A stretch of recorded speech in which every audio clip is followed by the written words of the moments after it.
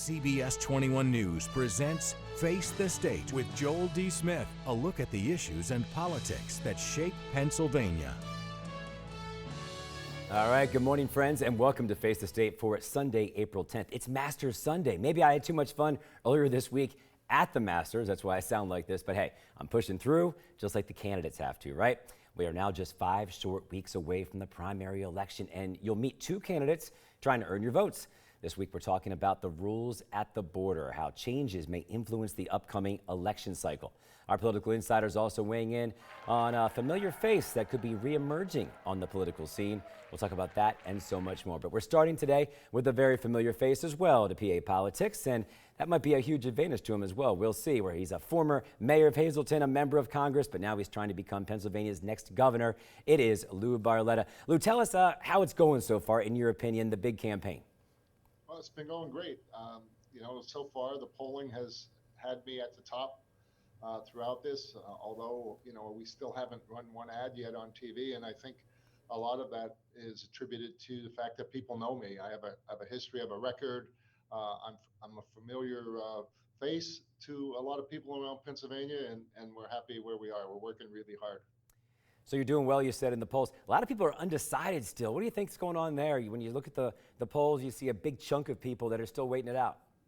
Yeah, because there were so many people running, right? I mean, I think we started, there were like 16 that originally were on, running for governor. So I think a lot of people wanted to wait and see, try to get to know, some of the folks who are running, and it takes time. It takes time when you have so many people, in the race. So, as we get closer now, we're seeing that those people are becoming decided. They've had a chance to look at all the candidates, and I think we'll get down to a smaller group of candidates soon. I mean, you never know. One thing that could sway a bunch of those people is, who will former President Donald Trump actually endorse? He's endorsed you in the past. Do you expect him to do it again? No, I don't know. Nobody will know what President Trump will do. Only he'll make that decision. I'm not even going to guess, what he might do. Everyone knows my relationship with him. I co-chaired his campaign in 2016. 2016, I was on the transition team, and so people know that relationship. And whether or not he'll get involved in this primary with so many people in, I couldn't comment on that. One of the folks that's running has said that the election was stolen, sticking with that idea. Where do you stand now on that, as we're a little bit more removed from the 2020 election? Was it stolen when it comes to the presidency? I think the results of that is that people want to know their elections are safe and secure. And you shouldn't be just a Republican or a Democrat for that. We should all want that regardless. We have to make sure people have confidence that when they go to the poll, their vote will count, and the true winners will be the winners. And at the end of the day, you want to know that that person won fair and square. And I think it's fair to say that we need to make sure that happens moving forward. It's been an issue in this campaign. But we're talking about just 5 weeks from now, there will be an election. A Democrat won't win the primary that you're running in. But how do people know that they're going to vote for you and it's going to be real? Well, again, we have to do whatever they can. The legislature, I know, is working on things to try to make sure that people feel confident. I know, should I win this election, I would repeal Act 77, the mail-in balloting. I think it's too ripe for fraud and mistakes. So, that's one of the things that I know that I would do should I win. All right, the gas tax. Both sides have talked about, we got to get rid of the state gas tax for at least a little while here. Where do you stand on this? What would you do if you were governor? Well, it's good to say things in a campaign, but you have to explain it through. Like, so you're going to replace it with what? What are you going to use for infrastructure? How are we going to fix our roads and bridges? Where's that money going to come from? And I think that's what separates me, from some of the others. I've actually governed. I governed as a mayor for 10 years. So you can't just throw things out there without completing your thought or idea. It sounds good in a campaign, and that's what makes these, 30-second ads, why some people think that will win them the election. But you replace it with what? How do we fix our roads and bridges? I'm not saying that I'm against the idea, but let's be realistic, and how do we fix our infrastructure? Another big topic that some of your opponents are talking about, I know you have as well, crime. It's a problem all across the country, especially in the big cities. For us, that means Philadelphia in particular. What would you do to try to work on that? Well, I've actually, rode in the back seat of a cruiser with the SWAT team when they were on their way to a drug bust. So I know what the men and women do, and how they put their lives on the line every single day. And as a governor, I would do the opposite of what Governor Wolf is doing, or what Attorney General Shapiro, the message that they have sent is that, they're on the side of the criminals, of the other folks. When you walk, as Governor Wolf did, in a parade with Black Lives Matter, while they're holding up signs, Blue Lives Murder, that sends a message to people. So I will make sure that I stand with our law enforcement, that we give them all the tools and funding that they need, but we also give them the respect that they deserve. What would you say to a voter who says, okay, we like Lou, we're familiar with him, but he's been in a state race before, a statewide race, and didn't win. Why do you think you could win this time? What do you think they said to Arlen Specter when he lost the first time he ran statewide? Go home. He went on to be the senator for Pennsylvania for how many years? And how about Pat Toomey? Suppose he just, took his marbles and went home after he lost the first time he ran statewide, or Governor Casey, who lost the first time he ran statewide. I think any of us that follow politics in Pennsylvania know that sometimes you need to run one time statewide to build your name ID. The others will have to spend at least $8 to $10 million to get their name ID where mine already is.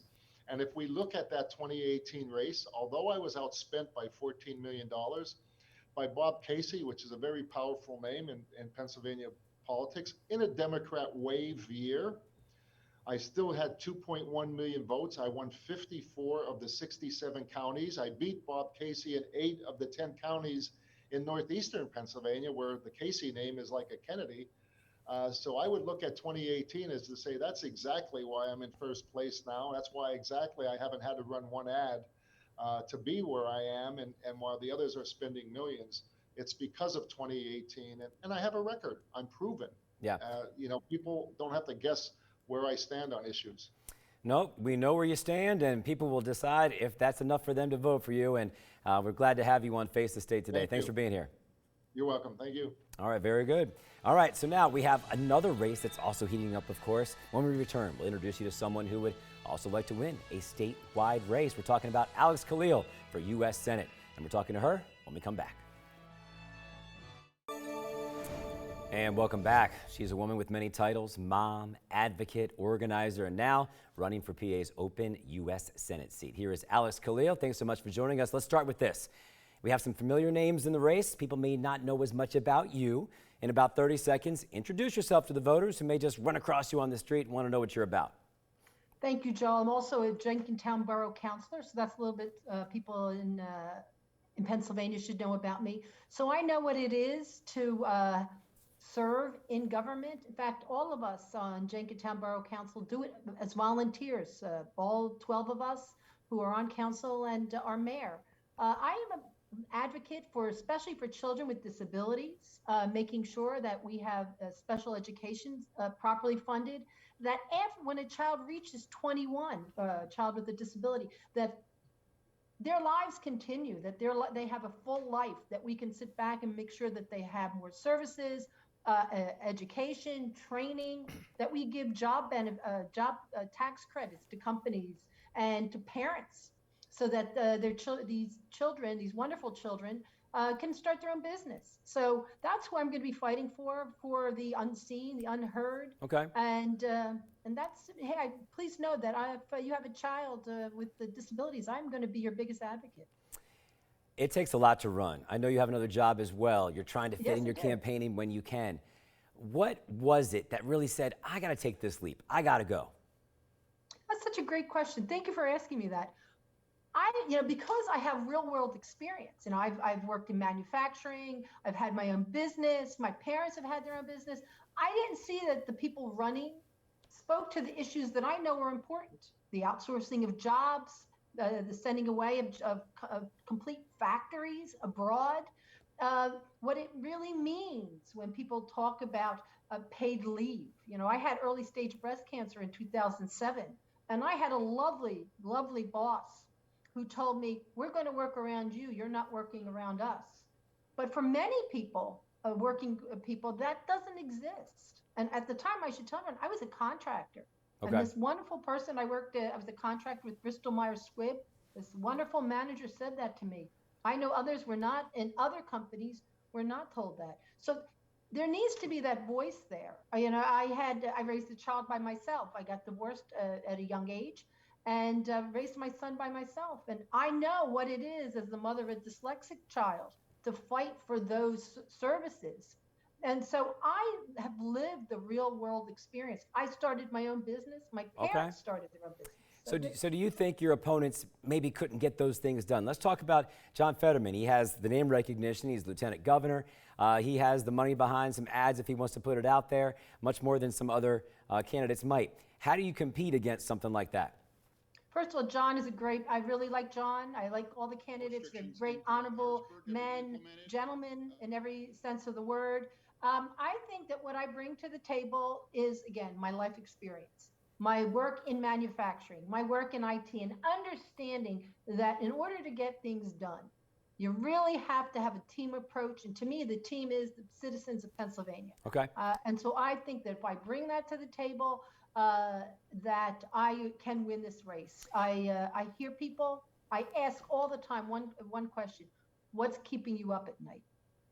What are the concerns? And people have told me really amazing stories, the resilience of Pennsylvanians.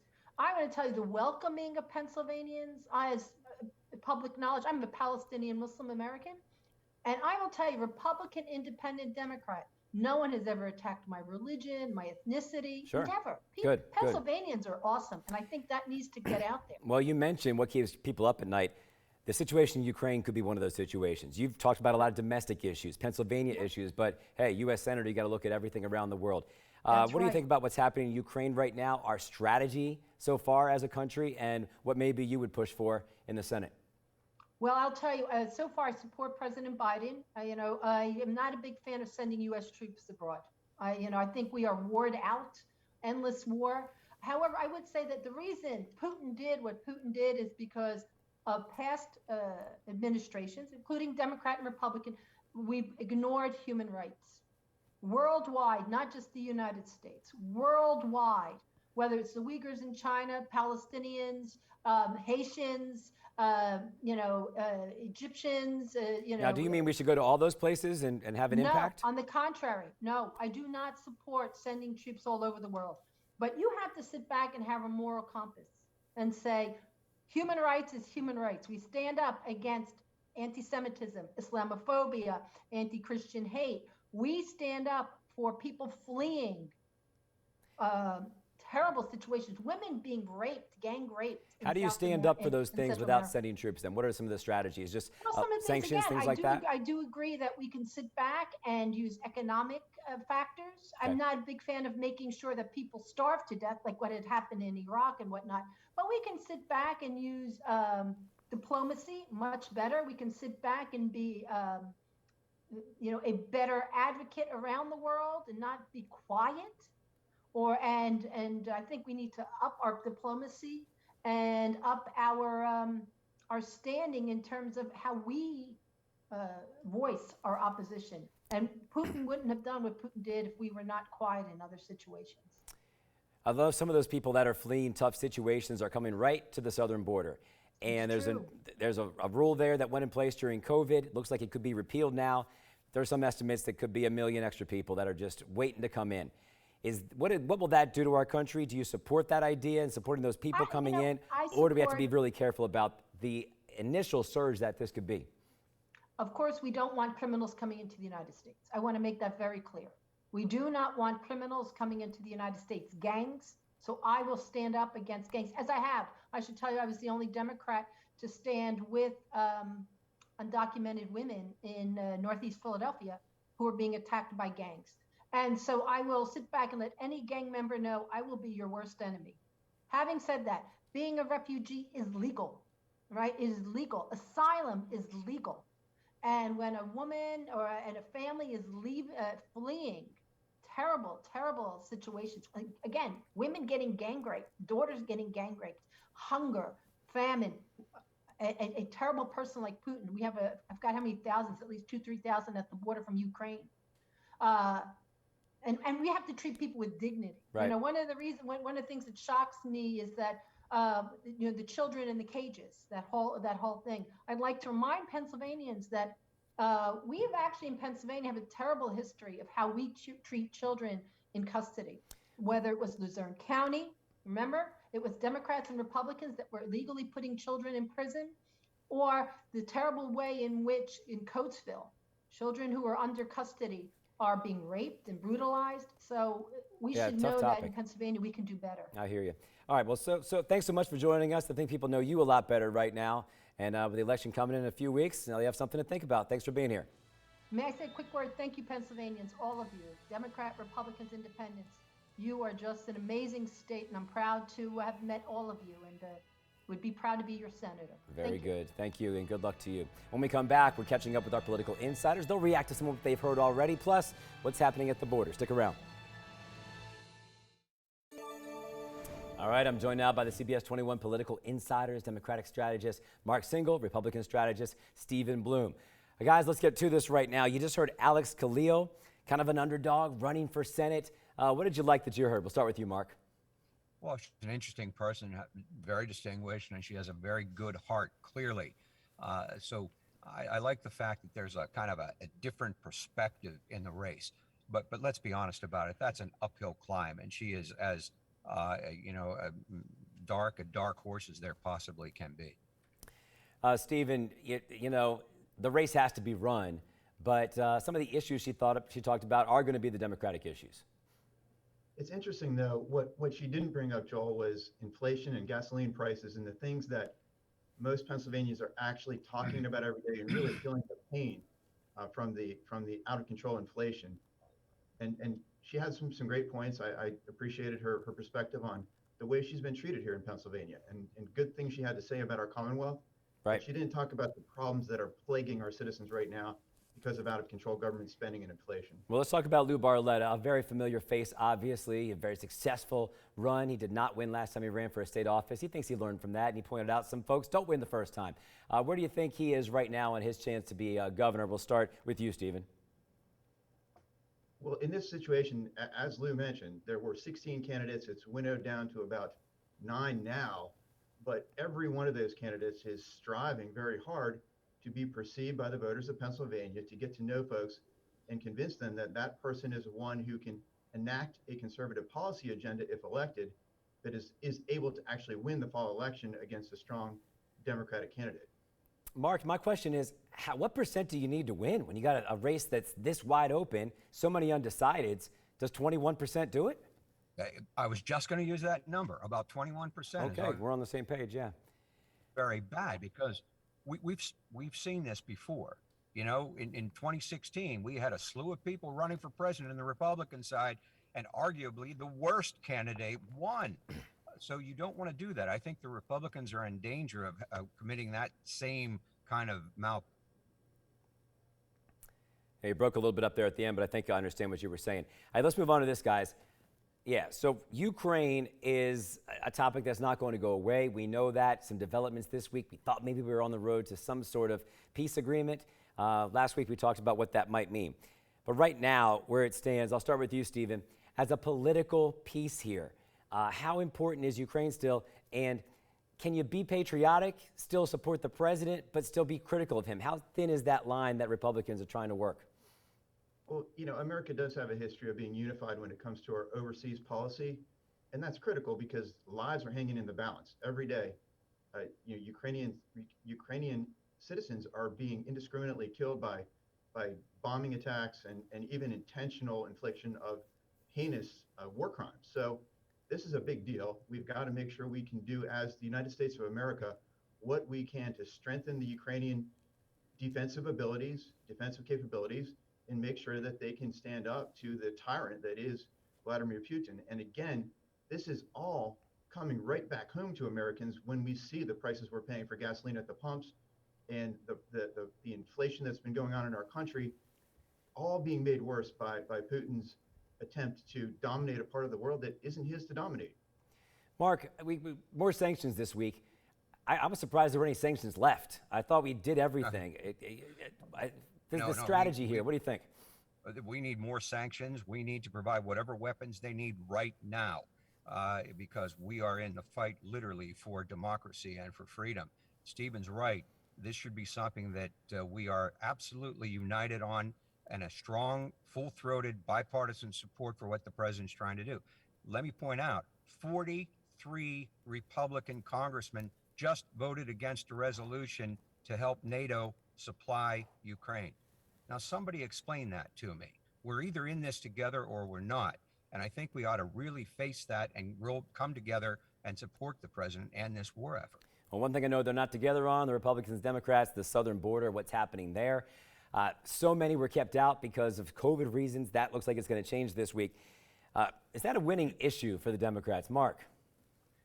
You know what? It is not a winning issue. And you're talking about Title 42, and yes. A section of Title 42 that says, look, because of COVID, we have to be careful about health reasons, and that keeps people out. The problem with lifting it right at this moment is that it does send a message to immigrants, and you are going to see a surge at the border. Democrat, personally, I think the timing is wrong. I think this should have been kept in place till at least June or July, because you're sending the wrong signal at this time. Yeah, Stephen, I think you agree on that. Let's move to this instead then. Barack Obama making an appearance at the White House. Kind of surreal to see him there again. They were talking about the anniversary of the Affordable Care Act 12 years later. Can he be a force in the midterms? This is a really quick turnaround for him to become a voice again. And does he overshadow Joe Biden? Is that a good thing? You know, he's a rallying point sometimes for the Republicans as well. What do you think? Boy, and the Democrats are already facing probably historically bad headwinds for their reelection efforts in the fall, and attempting to save it to save a Democratic positive outcome in that election by bringing Barack Obama back to the White House to go on the campaign trail with Joe Biden, it only makes Joe Biden look weak and detached. I mean, Barack Obama, I disagree with Barack Obama on virtually everything politically, but the man is charismatic and he draws people to himself, and it's a contrast that makes Joe Biden look bad and weak. So, Mark, 30 seconds. How do they use it to their advantage then? Oh, I think Stephen is completely wrong. Barack Obama, as charismatic as he is, adds very much to the dialogue and can stir up a crowd like nobody. And I don't think that Joe Biden is going to be overshadowed by that. I think he's going to be benefited by it tremendously. Yeah. And by the way, it's a long way to November, and things are going to change. Yeah. And I think that you're going to see the Democrats in a much stronger position when that All right, goes. thank you very much. Political Insider is my favorite part of the week. We'll be right back with one final thought. All right, so folks, it's been a good episode. We've had 5 weeks now, though, until the final thing that we're working towards, right? That is the primary election. If you want to go back and look at our website, we have lots of interviews with all these state seats that have happened so far. Remember, you can always count on us for this. Enjoy the Masters, but keep in mind, who will you vote for very soon? We are now just 5 weeks before the primary election. We've talked to nearly all the candidates for the statewide seats, and there are more to come. Feel free to go back to our website, check out the interviews so far, see where you stand on this. Enjoy the Masters today, folks. We'll see you next week on Face the State.